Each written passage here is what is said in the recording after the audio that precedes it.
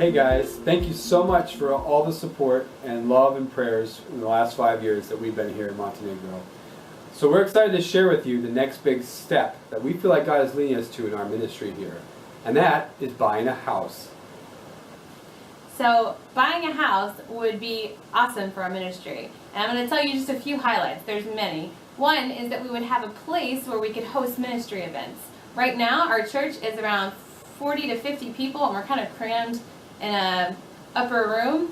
And there's not a lot of space there for kids or for events. So if we had a house where we could host Bible studies and children's events, that would be amazing. So that's kind of what we're looking at. And that's probably the number one reason that we want our ministry center in our house to kind of be the same place.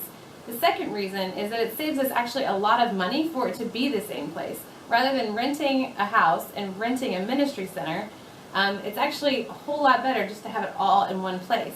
And Montenegro is a relational culture. In America, you have like a building and you have a sign out front and people just come to it and it's natural. But here, it's much more natural to invite people into your home and have a relationship with them. So that's why we're really excited about our home being the center of our ministry rather than trying to have two separate locations.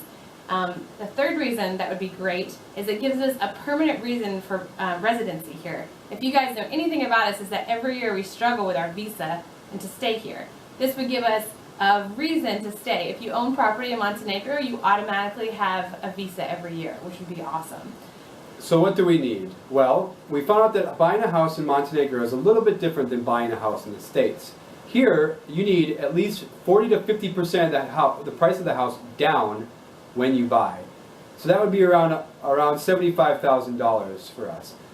Thankfully, we already have $35,000, that money committed from a generous donor and our personal savings. So that means we have about $40,000 more to raise. We also need to raise our monthly support about $600 a month in order to make up for the difference in the mortgage payments every month compared to our rent now. Right. So, what does this mean? We're asking if you would prayerfully consider giving to us maybe $10, $25, $50 a month more, or giving us a one-time gift to go towards the down payment of our house. Sounds like a huge amount, right? $75,000. But we've already seen God's faithfulness with that generous donor and with our ability to sell our house in America and make some money. So God has already got us halfway there. So that's really encouraging. Another thing God's encouraged me with just recently is when I was reading the book of Ruth, I was seeing that God gave me this vision of when Boaz's men were dropping grain for her to pick up and use. That is what we're envisioning. If you prayerfully consider if there's any grain that you can drop, and then we will scoop it up and use it for God's kingdom.